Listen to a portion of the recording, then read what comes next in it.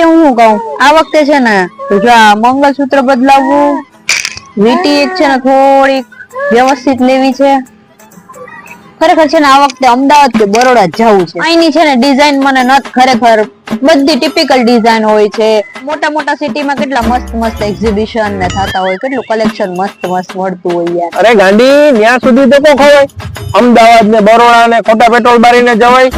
આપણા પોરબંદરમાં જય માતાજી જ્વેલર્સ દ્વારા આયોજિત એક સરસ મજાનું એક્ઝિબિશન આવે છે પોરબંદરમાં, જેમાં તને બેસ્ટ ડીલ મળશે ગોલ્ડમાં. આપણે અહીંયા સારામાં સારું કલેક્શન મળવાનું છે. વેરાયટી તો તું વાત જ ના પૂછીશ, એવી મસ્ત વેરાયટી મળવાની છે ત્યાં. તો હું આ વખતે તને ત્યાં જ લઈ જઈશ, બીજે ક્યાંય નહીં લઈ જાઉં.